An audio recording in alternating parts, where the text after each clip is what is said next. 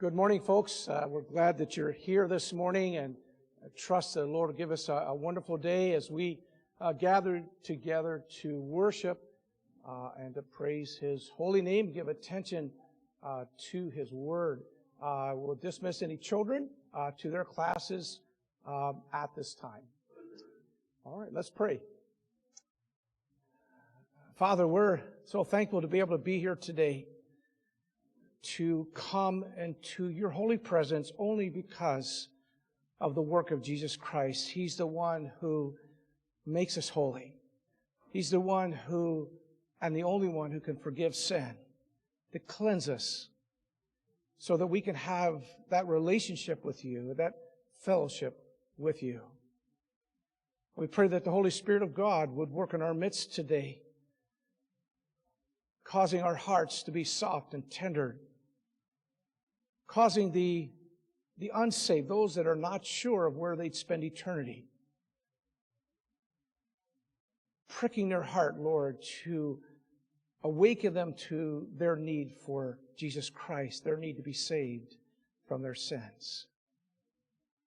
For every Christian here, Lord, just as much may the Spirit work in our hearts, that we would rally for righteousness. In these last days, these dark days, these dangerous days, perilous times that we live, oh, how we need to be close to you. We're singing as our invitation this morning, take time to be holy. And Lord, this is a day where holiness, not only to worship you in holiness, but to live in holiness. And may you honor yourself as the word is preached. We'll give you the praise for this in Jesus' name. Amen. Take your Bibles, if you would, please, and turn to James chapter 5 and also Luke chapter 22.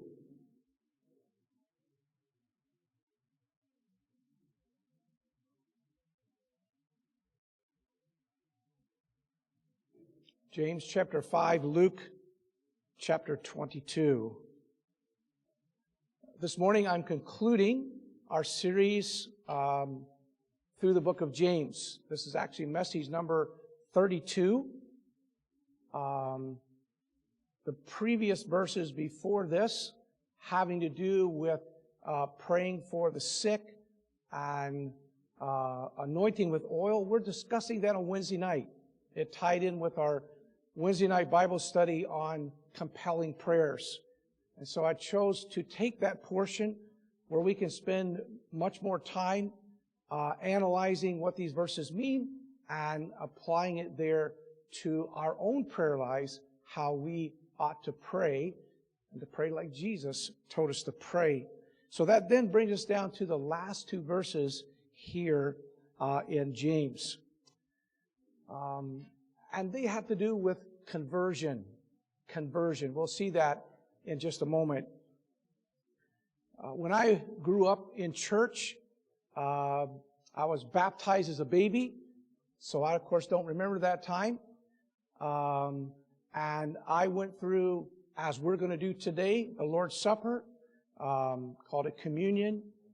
I went through all the ritualistic prayers, went through all the programs, becoming a member of the church, all the catechisms, confirmation. I went through all of that. Then at 17 when I left, and didn't go to church until I was 24 when I got saved. All that time, I never heard the term soul winning. Soul winning. I wouldn't have known what that was. Never heard it in church. Never heard about it. Never read about it in the sports page. Never heard about it on the news.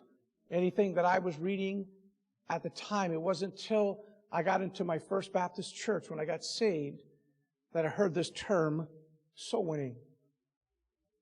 We know, what soul winning is. I know now.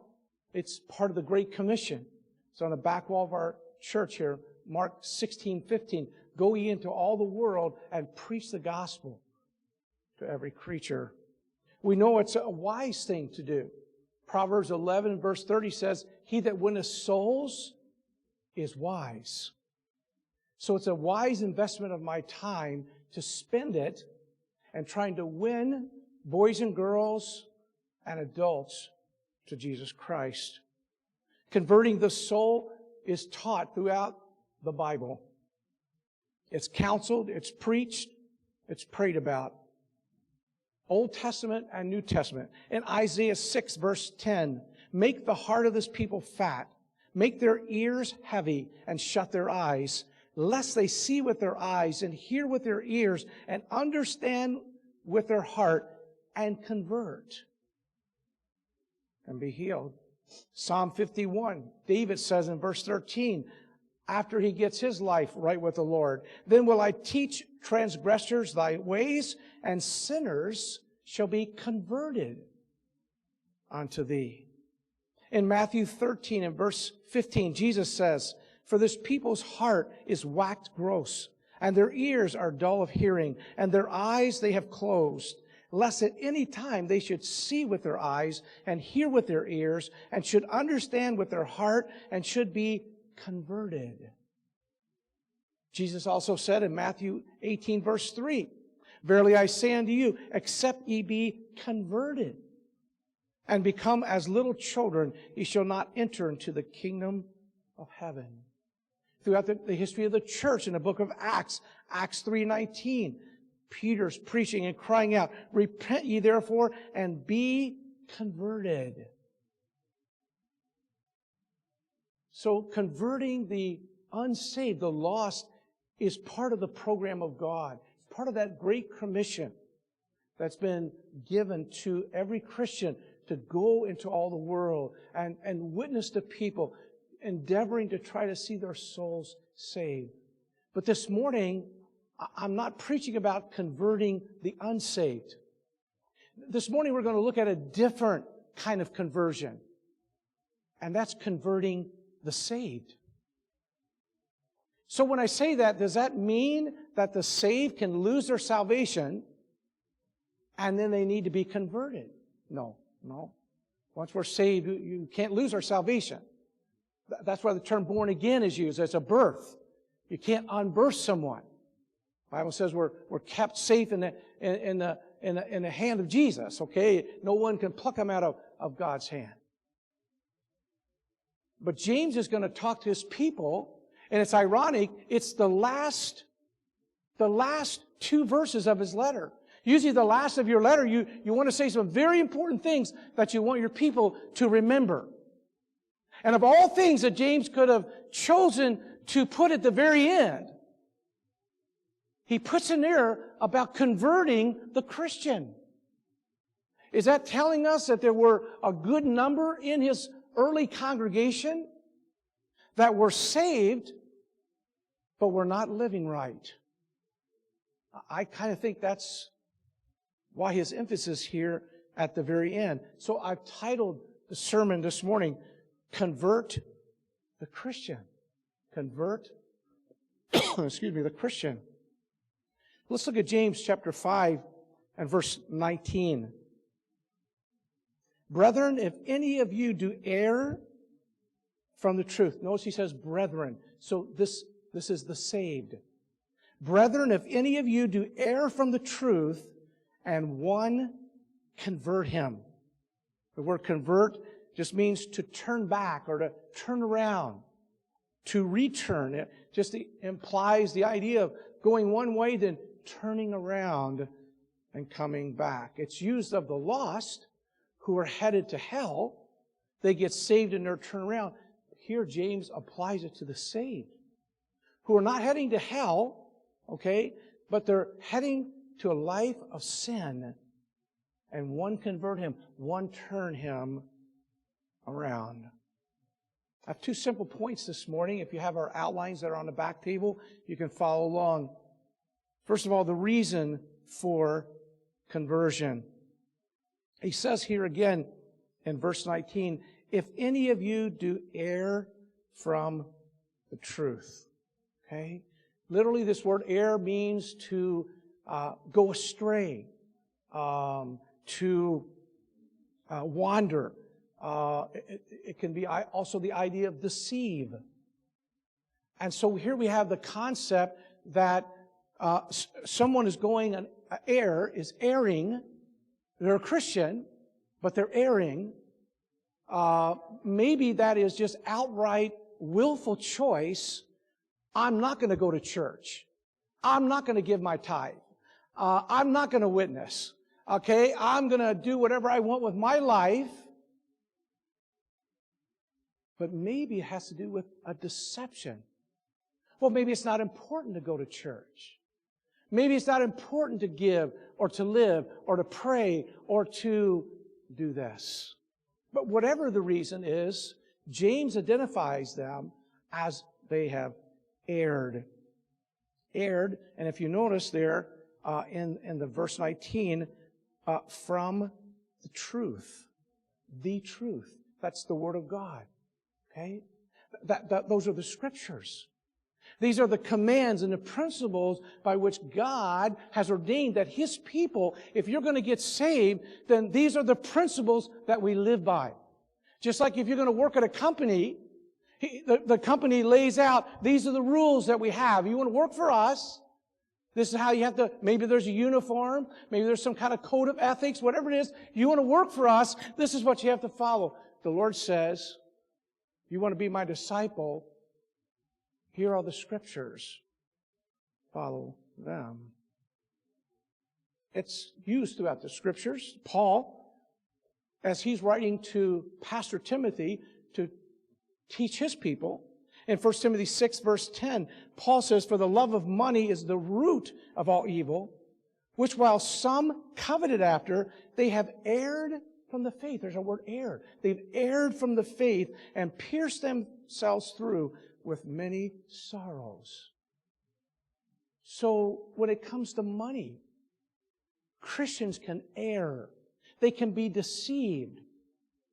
Okay? They can be misguided and go away from what the Bible says about money. He goes on in chapter 6. O Timothy, keep that which is committed to thy trust. Avoid profane and vain babblings and oppositions of science, falsely so called, which some professing have erred concerning the faith.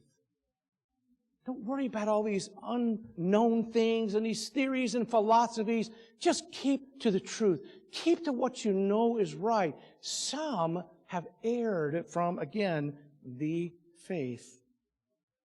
Look at Peter. So just turn over from James. We'll come right back.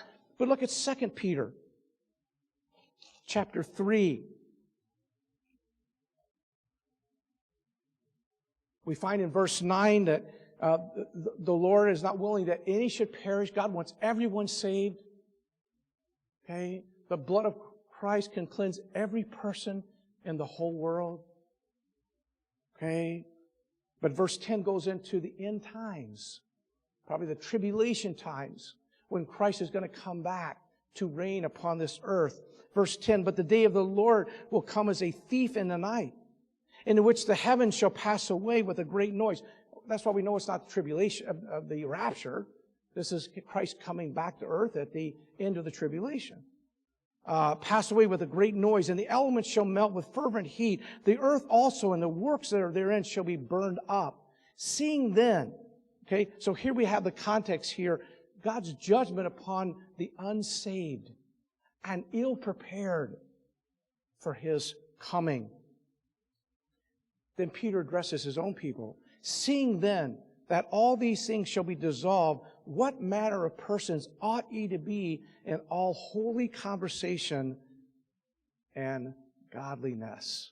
Okay?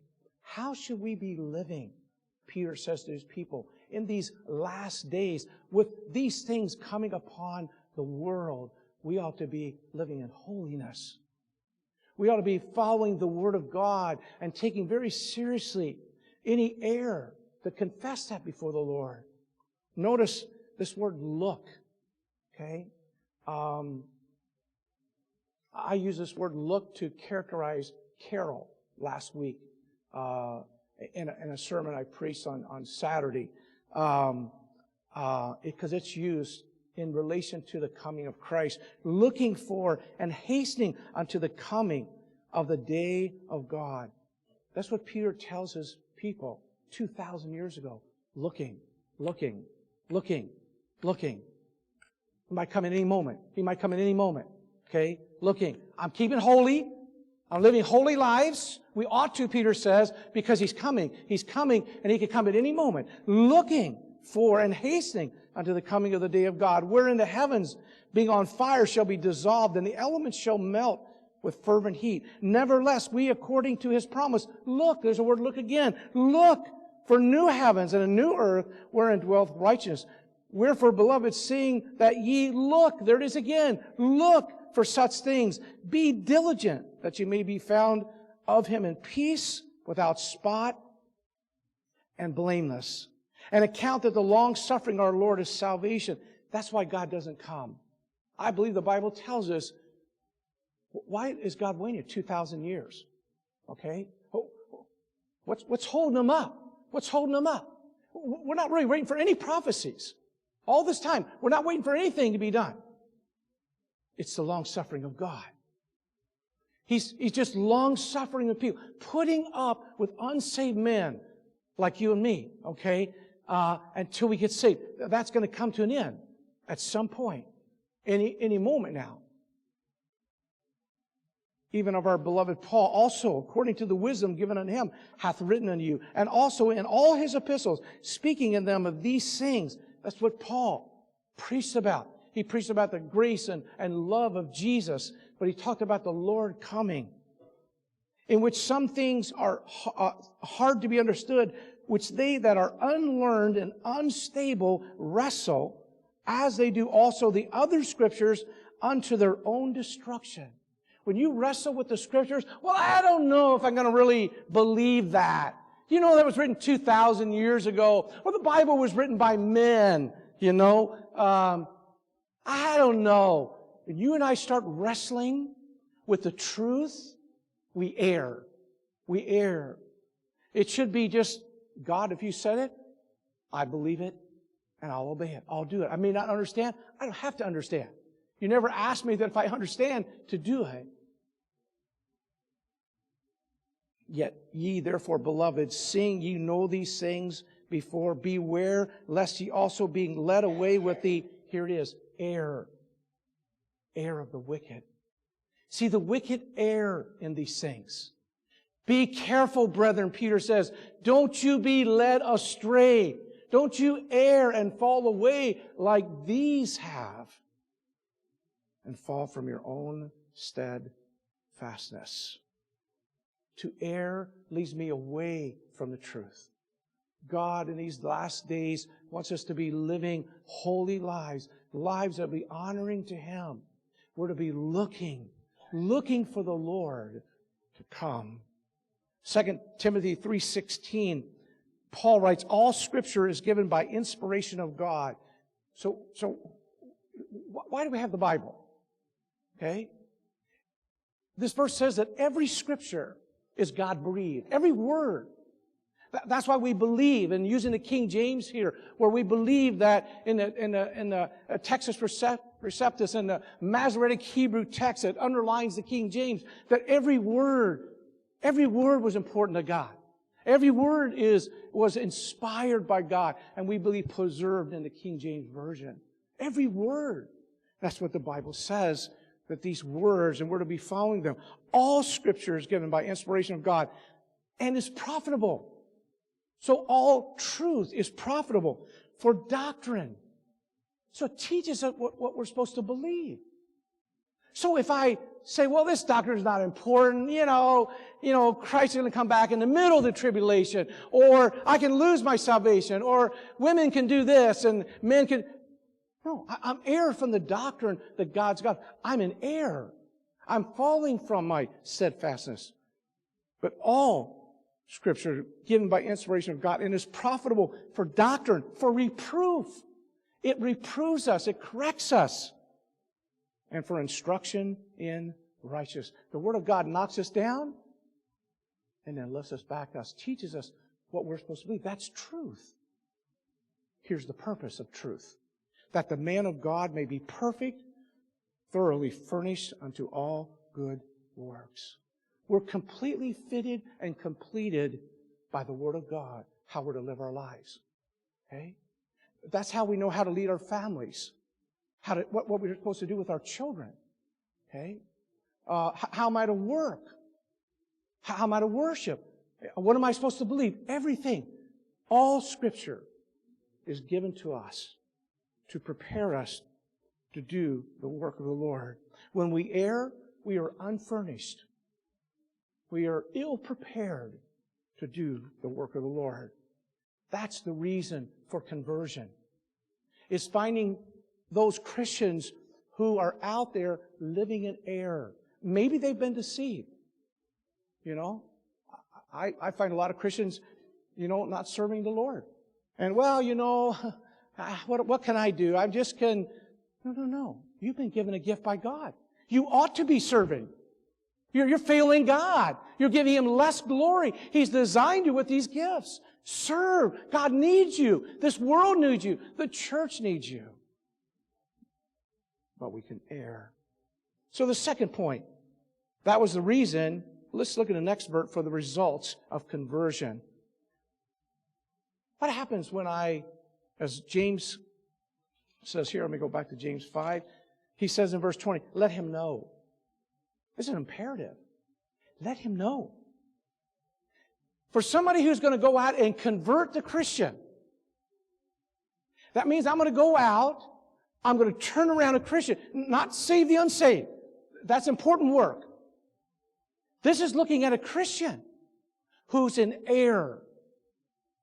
Let him know, James says. Imperative. Let him know. Let's look at three things. First of all, it preserves life. Let him know that he was converted the sinner, this would be the sinning brother, from the error of his way, shall save a soul from death. You know what we find in the Bible? There's a relationship. This is really scary. Okay? There's a relationship with the Christian between sin and death. There comes a point with some sins, and we don't even know what those sins are. It'd be great if God listed in some passage, these are the sins. Because there's a Bible verse, we'll look at in just a minute, there is a sin unto death. And John even said, don't even pray for that person. They're so far gone. They're so wrapped up in this, you can't even get to them. Remember Ananias and Sapphira lied about their money? And God killed them, both the husband and the wife. Well, that's not important money, it's just... There is a relationship between sin and sickness and death, even to the point of death. This morning, just a few moments, we're going to be observing the Lord's Supper, right in the context of the Lord's Supper. Paul writes, 1 Corinthians 11:30, for this cause, okay? What was the cause? They weren't taking the Lord's Supper seriously. I don't have to take the Lord's Supper. It's no big deal. It's a big deal to God. It's a big deal to God that you remember Him. That you participate with the church in doing this. Okay? And so they've not made it a big deal. What have they done? They've erred. Because remember what Jesus said, do this in remembrance of me? That's a command. It's an imperative in the original language. Present imperative. I want you to keep on doing this. I want you to keep on remembering me. For this cause, many are weak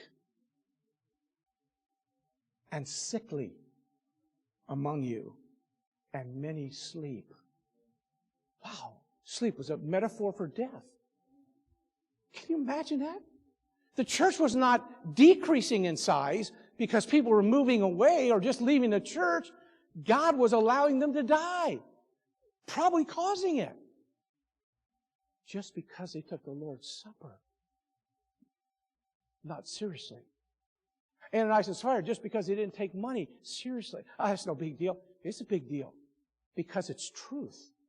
And you and I should never take for granted truth and think, well, now I'm the judge over it. I can obey this and I don't have to obey that, whether it be doctrine or whatever. It's all truth.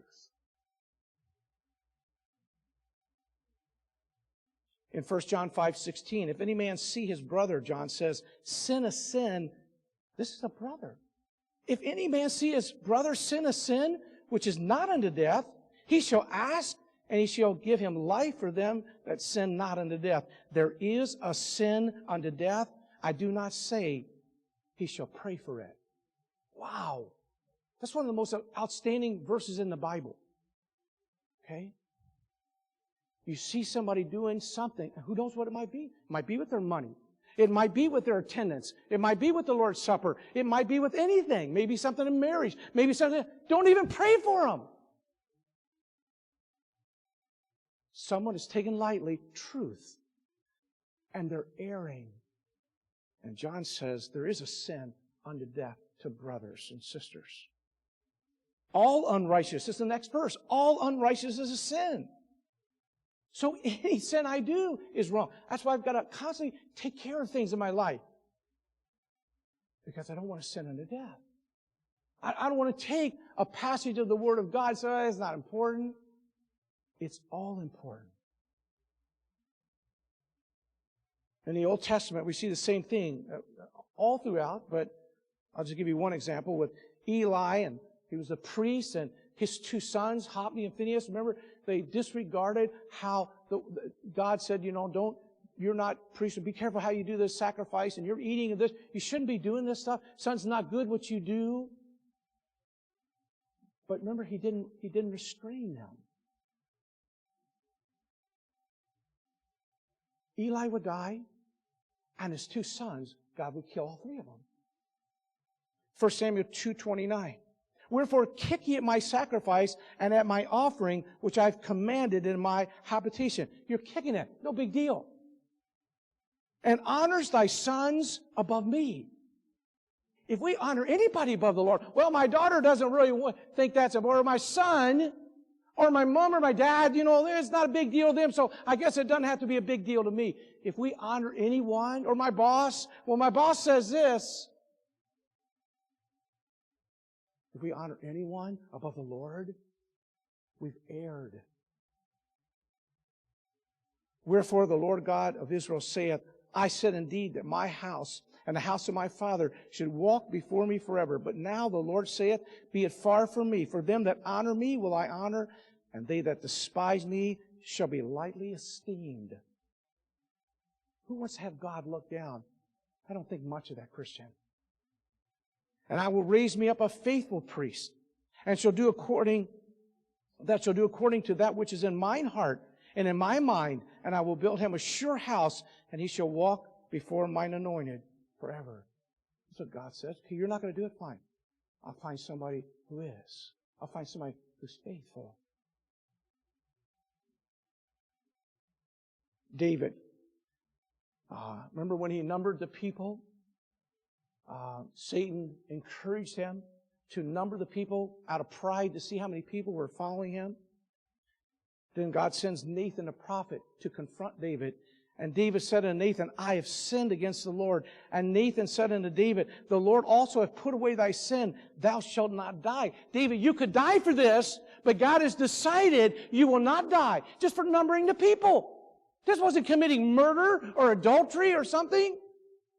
In this particular case, it was just pride. Taking credit for something of God. He's the one that adds. And David's taking credit. How many people are following me? Wow, isn't that neat? Nathan says to him, God could kill you for that. But God has put away your sin that you're not going to die. Howbeit, Because by this deed thou hast given great occasion to the enemies of the Lord to blaspheme, the child also that is born unto thee shall surely die. So David, you won't pay, but your kid will pay. See, God takes sin seriously. And when you and I play around with the Word of God, and we just kind of handpick, well, I like this. This is good. I'll do what it says here. But no, I can't do that. God, you understand my circumstance. God just gives these principles. This was on the heart of James. Okay? Last thing he's saying to his people. I think he knows some of them are erring. We've already seen it from some of the subjects we've already covered. They're erring. So James is speaking to the ones erring, but he's also speaking to ones in the church. Go out. Convert that one. Get that one. Turn them around.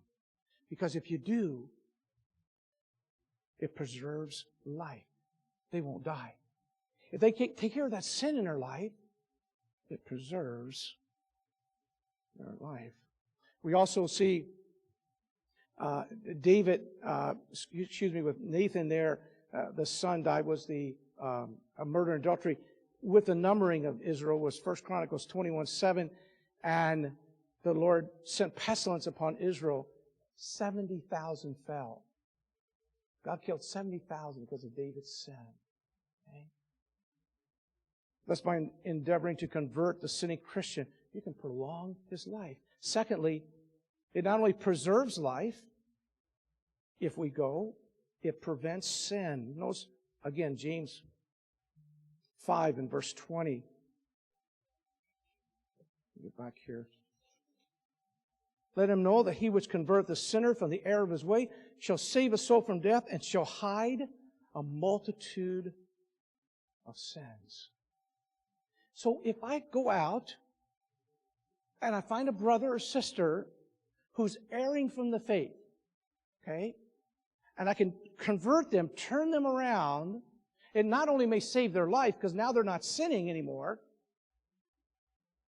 but I'm also going to hide the sins that they would continue to sin if I didn't go out there. So it shall hide, it'll cover over a multitude of sins. It reminded me of Jesus with the woman taking adultery. Go and sin no more. You get this lady turned around, she doesn't sin anymore. You see it all throughout the book of Acts. Acts 16, this damsel who's doing the divination, like a soothsayer, she gets saved, and her masters say, our gains are gone. Okay? Well, now we're not going to gain on people, fooling and deceiving them, thinking that I can divine with the spirits or something. Sins are stopped there. In Acts 19, those pagans and the occultism, and remember they had those books about that. And the people, they get saved, and they bring their books and they burn them. Someone has estimated worth $50 million. And they burned them all before all men. Next verse says, so mightily grew the word of God and prevailed. When people get things turned around, sins stop. They slow down. You'll never get to sinless perfection, but they slow down a lot. And we can prevent that sinner from keep on going. You see that with John the Baptist and his preaching in Luke chapter 3. 3 groups of people come to him. He said, well, bring fruits, prepared for baptism. You committed to the Lord, to you soldiers, be content with your wage. All these sins are stopped because people get saved and get their life turned around, start following the word of truth. It prevents sin. When I got saved, I was involved in a lot of stuff. You know some of it? 7/8, you have no idea. I would never tell you. I don't want you to know. And I don't want to know about your stuff, okay? So when I got saved, it prevented me from going down the road. When I was 20, I was doing summer school so I could finish up university. earlier. And so there's this guy I met in taking summer school classes. Every day after class, we go for beer and pizza. Every day.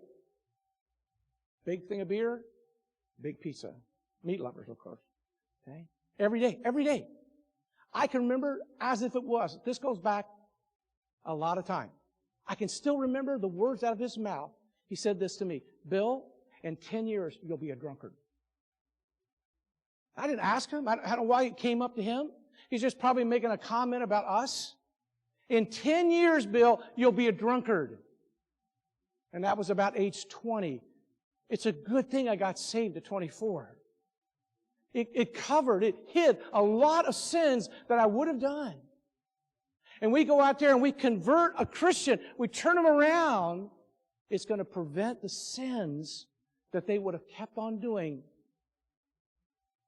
if someone hadn't gone after them. Let's look at a final point this morning. It produces fruit. So it preserves life. This is the result. It prevents sin. It produces fruit. And for this, I'm going to take you back to Luke 22. Where we see this word converted here in the life of Luke and Jesus. Peter and Jesus as Luke records it. So turn to Luke 22, just 2 verses here. It's interesting. This is after the Lord's Supper, just a few verses earlier. And here's what the Lord says to Peter. Luke 22:31. And the Lord said, Simon, Simon, behold, Satan hath desired to have you, that he may sift you as wheat. Okay? So here's Peter, a leader. The Lord's going to use him in a great way. It should not surprise us that Satan would be after him. Satan has desired. Just like God has a will, Satan has a will for your life. He wants you to err. He will give you every excuse, okay? You'll get enough from your old nature and from the world, but Satan will give you every excuse to err, to do something contrary to the Bible. Well, God understands. You'll get back to that later when this is taken care of. Well, they're not doing it. Satan hath desired to have you. They may sift you as wheat. He wants to control you. Well, that's what God wants to do. Peter, God wants to control you. God has great plans for your life, but so does Satan. And it's interesting what Jesus says. Jesus could have said, I'm the Son of God. I'm the God-man. I am God. I'm going to stop Satan. As I did with Job, can I build a hedge around him and you can't take his life? I'm not going to let Satan take you because I've got great plans for you. He could have said that. He doesn't. Notice the next verse, 32. But I have prayed for thee, that thy faith fail not. Peter's probably thinking, well, why don't you just protect, I think the Lord wanted Peter to know that with faith, you can resist the devil. You've got to do it. I'm not going to do it for you. I'm not going to fight your fight. I'll be there with you. You've got to go out there and fight him. You can defeat the devil. But I pray for thee that thy faith fail not, and when thou art converted, he's already saved. Peter, when you get this thing turned around, you get your life turned around, strengthen brethren. Think of what Peter, he denied the Lord. The Lord had said to him another time, get thee behind me, Satan, for thou savorest not the things that be of God. Remember a time he's supposed to be fishing for men, and he's fishing for fish. In John 21:1, after these things, Jesus showed himself again to the disciples of the Sea of Tiberias, and on this wise showed he himself. And there were together Simon Peter and Thomas and Nathanael and the sons of Zebedee, these are sons of thunder, and 2 other disciples. Simon Peter saith to them, I go a-fishing. They say unto him, we also go with thee. You see how influential people can be? Peter goes and they say, listen, we're all going to go with you. So Satan not only was getting Peter, he was getting all the disciples. Well, if you're going to go, we're going to go with you. And we're going to get out of what we're supposed to be doing. Jesus had commanded him to be a fisher of men. And now he's going out fishing for fish. When we're sinning, we're unfruitful. The rest of that verse says, and that night they caught nothing. See, when you and I are out of the will of God, nothing's going to work out. Okay? We're going to be unfruitful.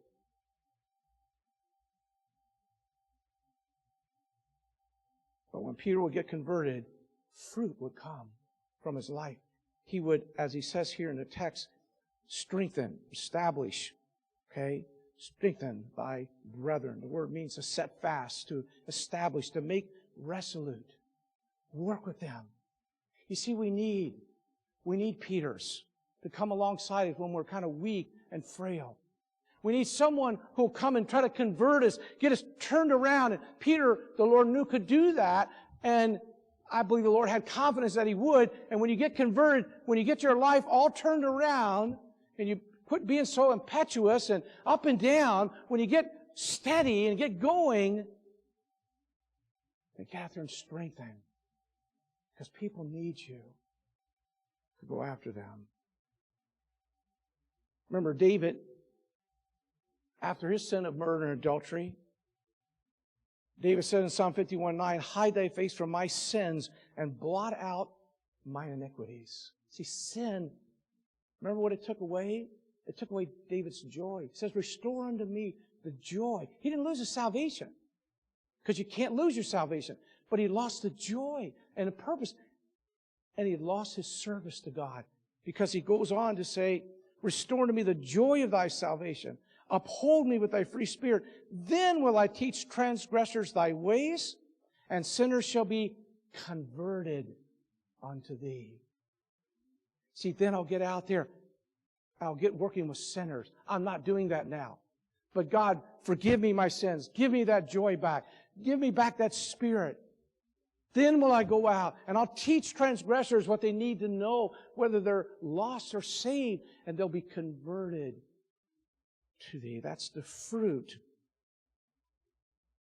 by going after someone. As I close, let me just make a couple comments here. For we Christians, there must be an allegiance and adherence to truth. This is all we have right here. This is it. This is it. This is God's holy word. Okay? He's told us everything we need to know right here. We've got to hold this dear to us. We've got to live by it. Everything we have. Because the enemies are trying to take this away. The enemies are trying to get into our minds and convince us it's what God wants us to do is not really important. Somebody else will do it.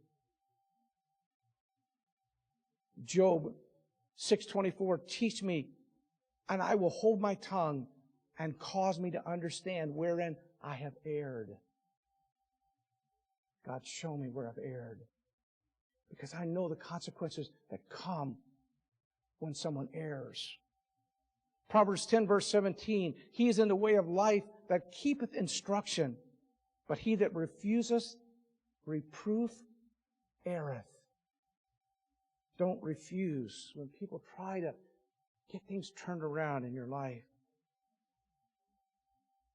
Proverbs 9, verse 8, reprove not a scorner, lest he hate thee.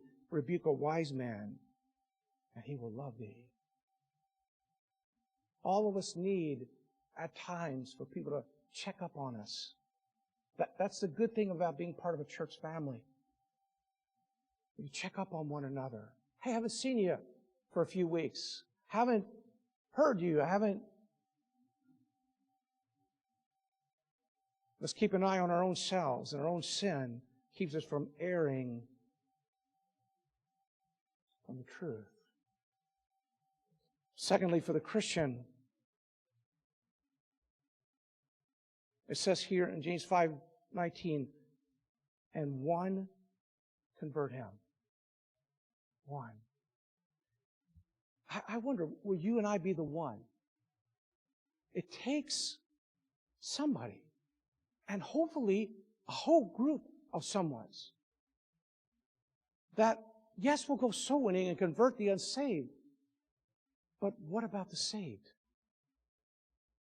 One, someone to go and look at the unsaved. Look at the saved. Try to turn them around. Peter says, above all things, have fervent charity among yourselves, for charity covereth the multitude of sins. People have sinned and they've erred, and you don't see them anymore. I wonder what happened to them. That's what I can say. I wonder where they are. What happened to that family? What happened to that guy? What happened to that lady? I don't see him. I haven't seen him for a while. That's one way we can respond. And that's good. At least we're noticing that there's a gap. There's a space. The better thing is, let me go after them. Let me try to turn them around. Get them converted. One man said this, excuse me, we should have respect to the credit of our brother while we are rectifying either his conscience or his conversation.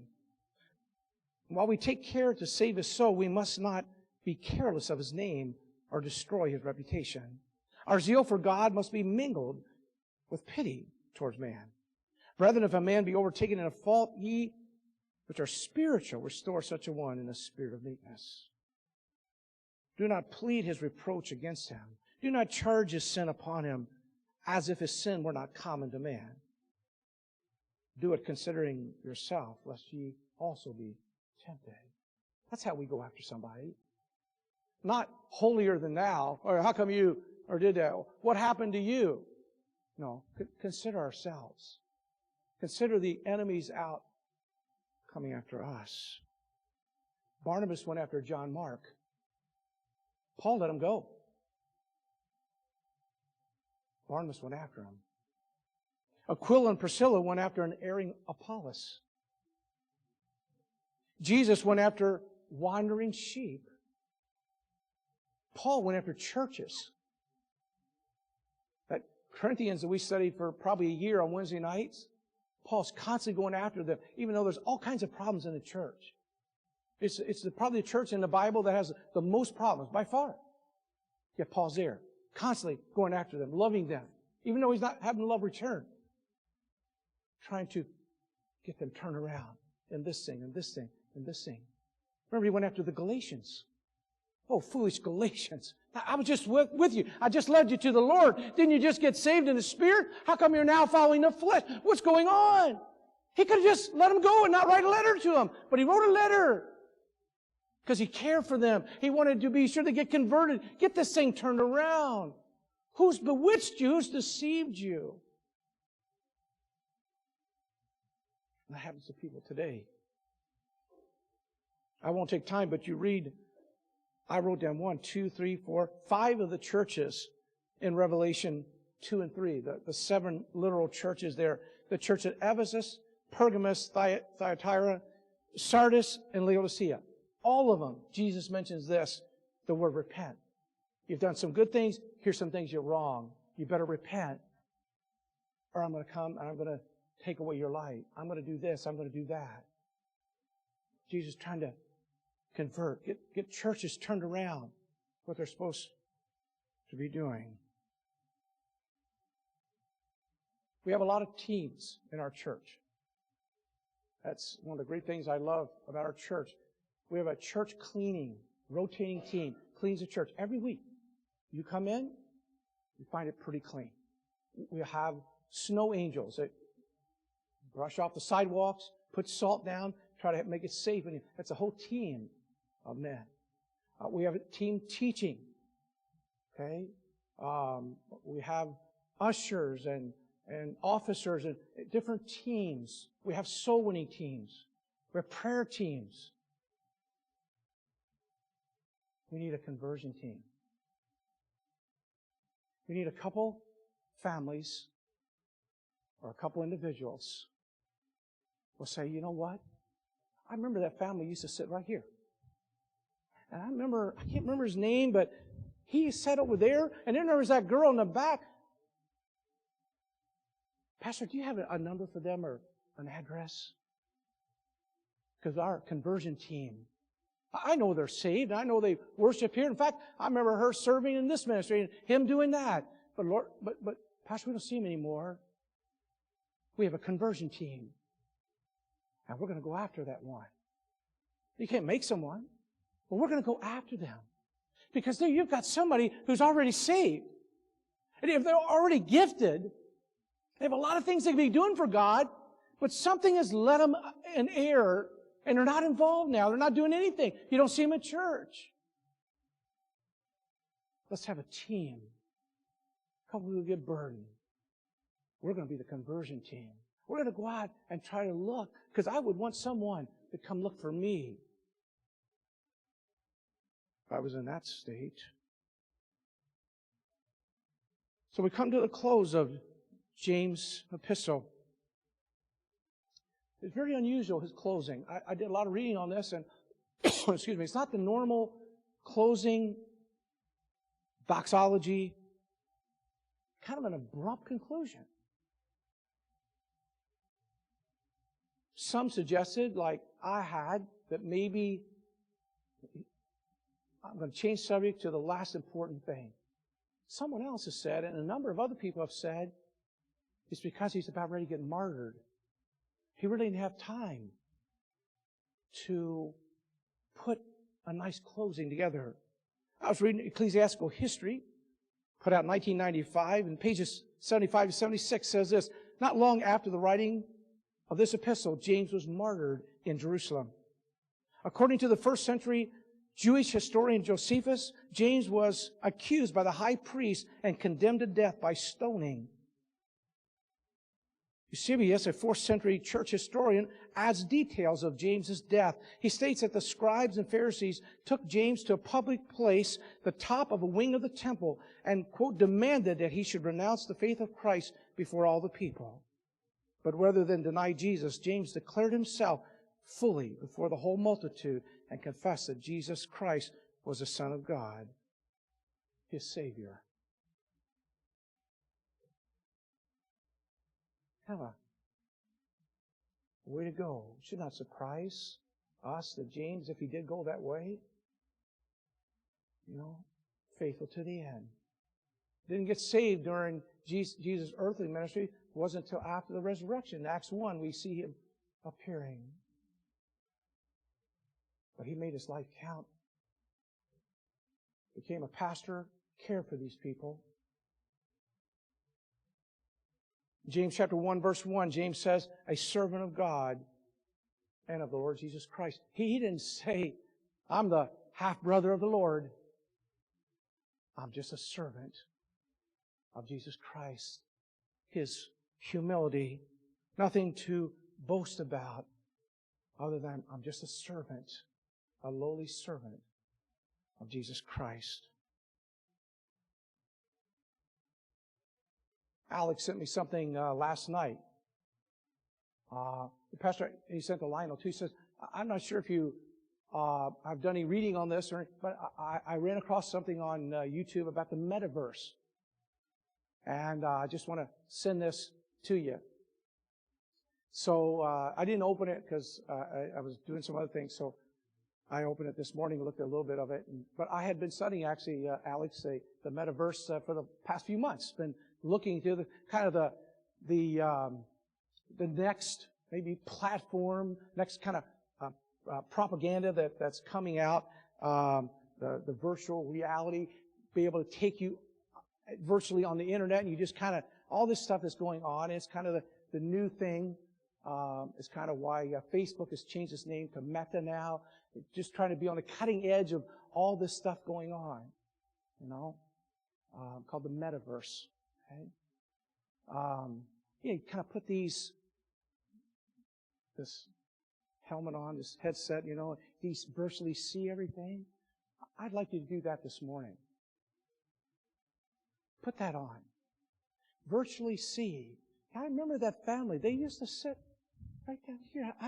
I see him. Yeah, I see them in the metaverse. And there's that, whatever happened to them? They were such a nice family.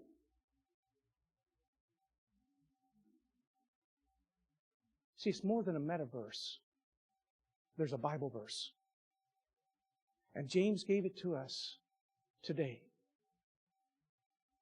Let you know, you go after, you convert that wine. Let's not live in a virtual reality. Let's live in reality. There are people out there that maybe if we went to, they already know the Lord. Whatever reason it is, it really doesn't matter. Maybe we go to them and encourage them. Say, listen, we need you at church. The Lord needs you. Try to get them turned around for the Lord. Many of you have heard of Horatio Stafford, you know, the author, the hymn, It Is Well With My Soul, one we sang last week. Sad story in his life, you know, years ago. His wife and 4 children were on this ship, and it crashed, and I think something like 18 minutes, it sank. Something like 200 people died. I think 64 survived. But his wife sent him back a telegram and said 2 words: saved alone. Saved alone. When we go to heaven, Christian, we got to do better than saved alone.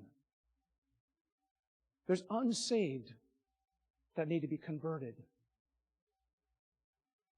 There's also Christians that need to be converted so that we're not saved alone. Here I am, God. I don't really have anything else to show for my life. Let's send souls ahead of us. Let's bring some with us eventually and to turn. Let's get some Christians turned around. They're out there. They're out there. There's probably 5 times as many as there are people here today. And a vast majority of them, I don't think, are doing anything. But by the grace of God, there we go. Let's take James's word. Let's go out and convert the Christian. Ecclesiastes 9:18 says, one sinner destroyeth much good. Ecclesiastes 9:18. One sinner destroys much good.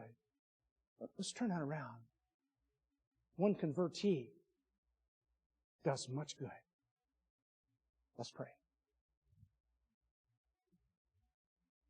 Our heads are bowed and our eyes are closed. We live in reality. It's not a virtual reality, though some may try to get us to live there. The real reality is we are sinners. If we don't have our sin removed, there's an eternity in hell awaiting us. It's not what God wants. He's not willing that any should perish. But reality is, if we don't get saved, it's too late after we die. Come to know the Lord today. Jesus gave His life. He took our sin. He wasn't a sinner. He took our sin upon the cross. He died for it. He paid the penalty that God required of a perfect sacrifice. And whosoever believes in Him shall have everlasting life. Come and know the Lord today. Make that decision to trust Jesus Christ as your personal Savior. Let me know about it so I can help you, encourage you. If you got questions, you can come down front in just a moment at our invitation. We'll pair you with someone, take you to a private room and help you to know from the Bible the Lord Jesus Christ. If you're a Christian, what Christians are you converting? They may even live in your own home. Maybe they're people that you had some kind of relationship here with in our church. But rather than saying, I wonder what happened to them, maybe we should say, I wonder if God could use me in some way just to, at least to give them a call, check up on them. Because when I do that, I could be prolonging their life. I could be preventing, covering over a multitude of sins. I could, with their life, be encouraging fruit to be produced. Whatever your need, the invitation hymn this morning, Natalie's going to play is take time to be holy. Take time to be holy. You come this morning as the Lord leads. Otherwise, you can remain seated, your heads bowed and eyes closed in the spirit of prayer, Christians. But maybe you want to come and talk to the Lord about something He's spoken to you about. Maybe there's nothing said this morning, but maybe something the Lord's been dealing with you this week. Whatever your need, before we observe the Lord's Supper, take care of that sin. Take care of that matter before God so you can partake of the Lord's Supper today. You come as He leads.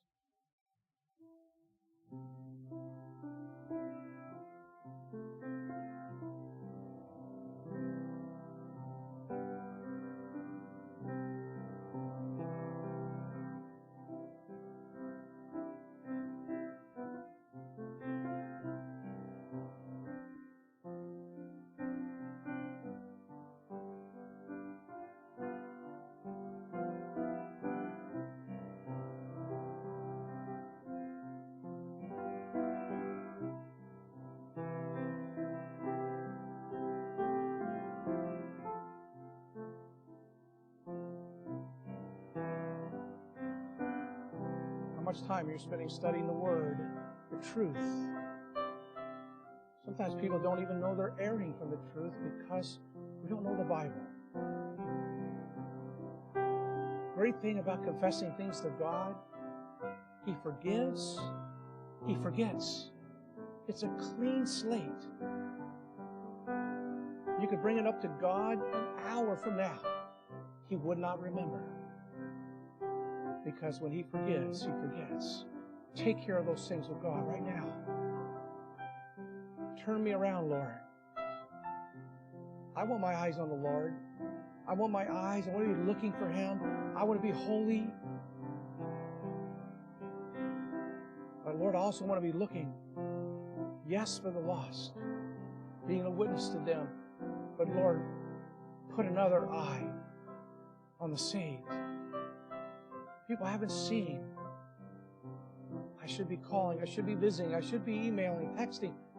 Find out how they are. That's what James was trying to get his folks to do.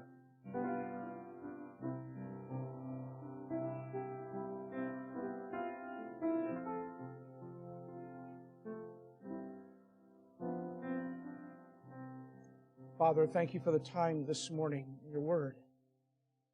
Thank you for this great epistle, Lord, excuse me, that you preserve for us. The rich, deep truths, Lord.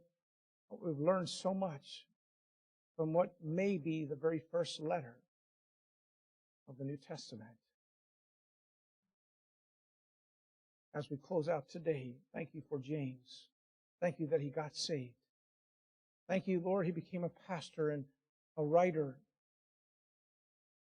burdening with his people to live holy and righteous lives. Maybe he was thinking of himself as he needed to get converted. He knew the need out there. Maybe he was thinking of some of his own people. But he was making a plea. And Lord, may that rest upon our hearts today as well.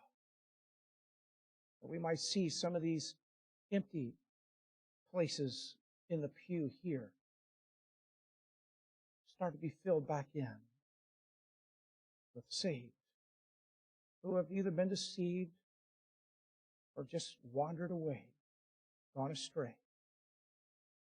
May we be like our shepherd and go after that which is wandered. You bless the things we heard today. In Jesus' name, amen.